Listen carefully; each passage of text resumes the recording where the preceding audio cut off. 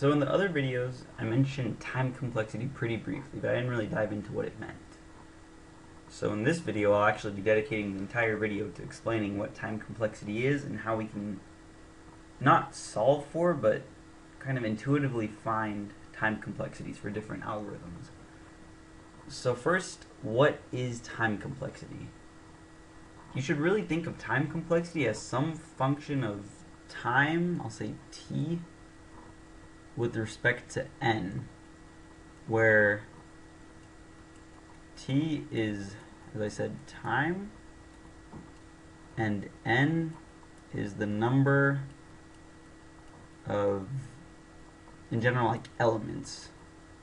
Number of something that grows, and we're trying to find different times for how much, like, for our purposes, think of it as number of elements. So I mentioned our different operations, the add, remove, and contains, those all had different time complexities. So depending on which data structure we were using, adding to the end of it had a different time complexity. So a different amount of time it would take based on how many elements. So first I'm going to mention the two more common ways of thinking about time complexity, and then there's a third one that's kind of a conjunction of the two. So we have what's called big O. I'll write that down. So these terms you should just memorize, but yeah, the terms themselves don't really make much sense. It's what they mean that is important. So big O is an upper bound. So I mentioned in the other video that my add method for the linked list, it had a big O of n. So what that meant was to add to the end of a linked list, no matter how many elements I have to do n operations to hit it. So for contains, for a linked list, or for pretty much any data structure we use, or that I've showed so far, the big O upper bound has also been big O of n. So it takes n operations to find an element in the worst case. So for the contains method, you could think, well, what if my first element that I'm checking is what I'm looking for? Then it only took one step no matter how many elements I have. Well, yeah, that's the best case. We're not really thinking of best case, though. We're thinking of worst case for big O. We're thinking, how long will it take? What's the longest it could take to finish? So big O is upper bound. Then there's another term, big omega. So big O, we just denote it as I'll use the same color. So big O is like big O of something. I'll do it next to it. So we say big O of some function. So it's big O of something. That's the time complexity. Now big omega, we would write it like this. Big omega of something. Omega is a Greek letter. You should know it. But yeah. So big omega, just like how this was an upper bound, big omega is a lower bound. So in terms of our contains method, that would be that best case that we thought of, where we happen to find our element that we're looking for the first thing that we check. So the lower bound for that, so that would be big omega of 1. So it takes 1 or constant time to find an element. Then there's a third one that it's not really seen as much, but it is. Usually we deal with big O, sometimes big omega. This one is called big theta. So again, math, you should know what theta looks like. So if a function is big theta of something, then that means it's both upper bounded and lower bounded by that. So if something is big O of n and it's big omega n, it would be big theta n. It's a little tricky to get, but if you do practice, it starts making a little more sense. So one special thing about time complexity, so let's say I have some algorithm where I have like 2 nested for loops. So I do one for loop, and within that for loop I do another for loop. So like let's say I'm trying to find out how many pairs I have in some data structure. I would need 2 for loops. The first one compares whatever element A is, index A. The second one is whatever index B is. So for this, that means that if these 2 for loops are both cycling through every element, that means for my algorithm to finish, if I have n elements, it would take n squared operations. So that would be big O of n squared, if that makes sense. Now what if for every single thing I do, it actually takes 2 things. So each for loop is 2n. I do 2 of them. Or I do this for loop, this inner for loop is 2n, and I do it n times. So I do 2n times 10, which is 2n squared. Do I do big O of 2n squared? No. With time complexities, we only deal with n squared.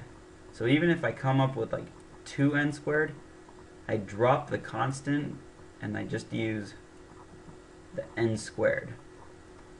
So what if I had some algorithm that,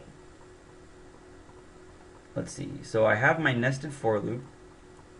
I'll use a different color this time. So let's say I have my nested for loop. So I do some for loop. And let's say I have another nested for loop. So let's say in my inner for loop, I do n operations. Let's say in this outer one, I do that n times. But then, let's say in this outer one, I also increment some counter n times. And then when my thing's done, maybe I do 5 operations at the end. Maybe like a save and a move, something like that. So it seems like my function would be, so what would it be? So this inner one, I'll say I do it 2 times each. So that would be 2n squared, because I do 2n operations n times, plus, so then separate from that, I said I do 1 other operation each for loop, so plus n, plus, and I said I do 5 operations outside. So no matter how many n things I have, it would be 5. So would this time complexity be big O of 2n squared plus n plus 5? No. With time complexities, the other rule, so up here I showed one rule is, if we have this time complexity, drop the 2, it's n squared. Now if I have a bunch of time complexities added together, well, as n goes to infinity, 2n squared super outshadows these two. So these other 2 just essentially become negligible compared to my 2n squared.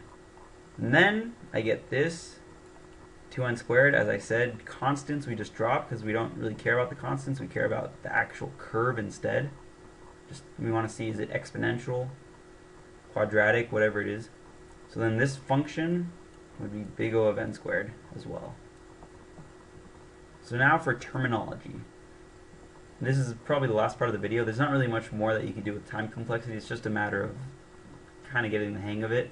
But now I'm going to write some different time complexities and what their names are. So if something is big O of 1, we say it's constant time. So what does this mean? Constant time, so big O of 1 means even if I have, let's say I have 5 elements in my list, and I have a billion elements in this other list. So what if I run the size method on both lists? Even though one list has so many more elements than the other one, it'll take an equal amount of time to get the size, because it just returns the value, right?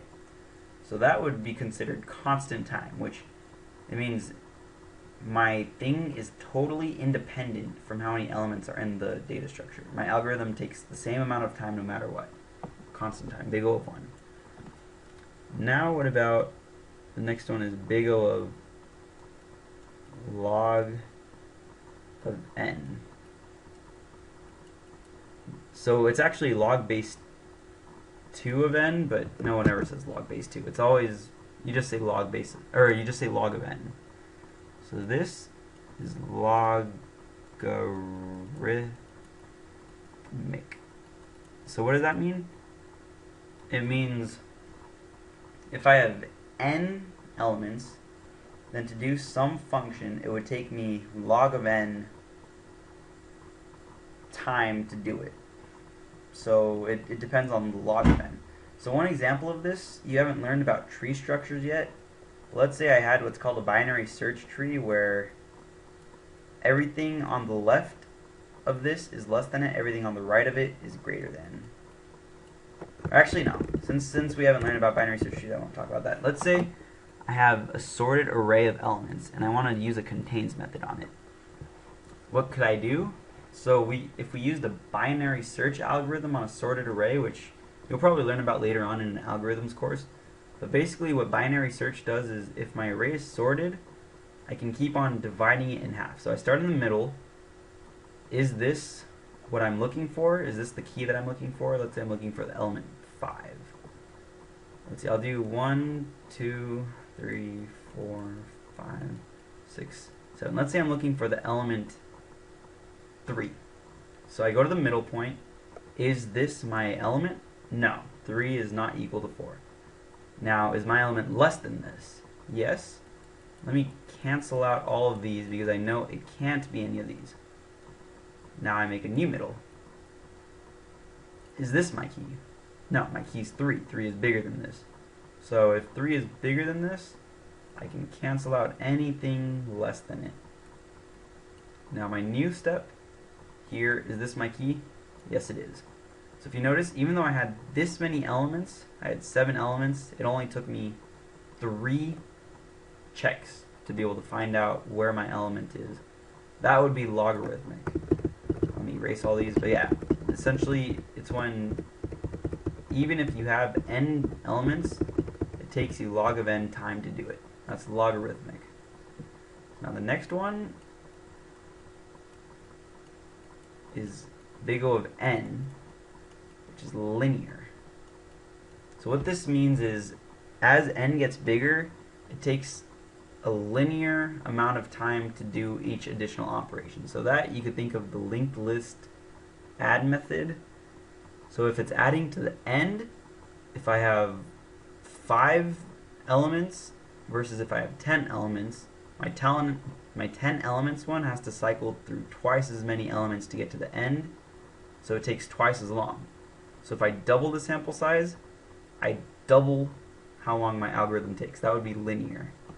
That one, this tends to be one of the more common ones that you see. Where, yeah, doubling your sample size doubles how long your algorithm takes. And then we have big O of n log n, which this one doesn't really have a fancy name, not that I remember. Usually people just say n log n, time complexity. They don't say logarithmic linear. This one's just n log n. Basically, one example of it, we haven't learned about heaps yet, but when we get to that, you'll learn that a heap has an adding time complexity of log n for each add. So if I do this log n operation n times, then that would be an n log n time complexity. We haven't really learned about anything that uses that, but just know it exists at this point.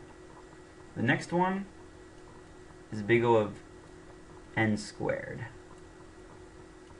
So that one, it is a quadratic.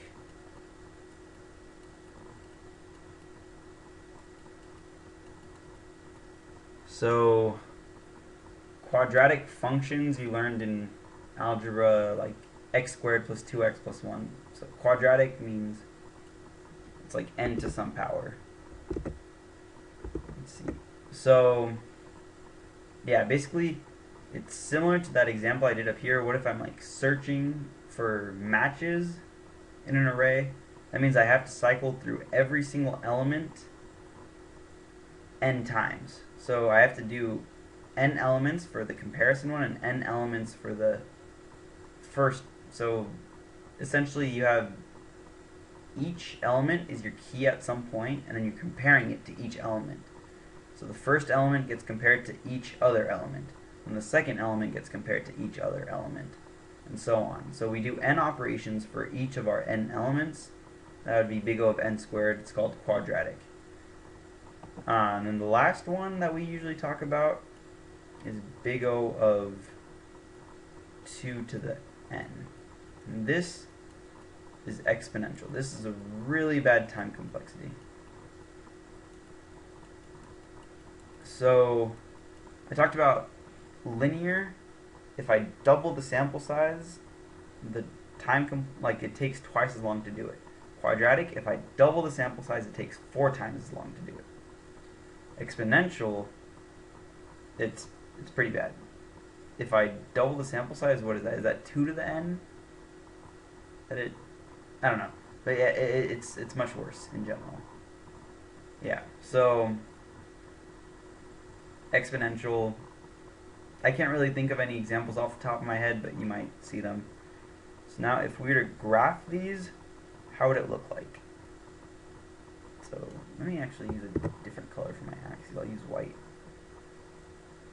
So I mentioned time complexity is a function of time with respect to n elements. So let's see. We know constant time, no matter what our n is, it takes just as long to do it. It doesn't mean it has to be 0 time or 1 time. It just means it's a horizontal line. It takes constant time. Then our next one was log of n.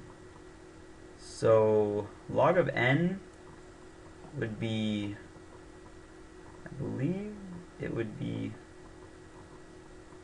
let's see, so let me think about it. So if I do log of 8, that's 3.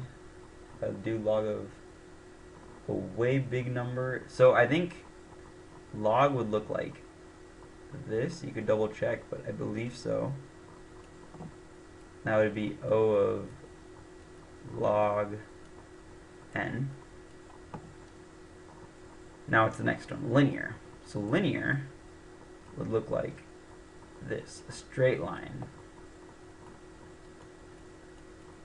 O of n.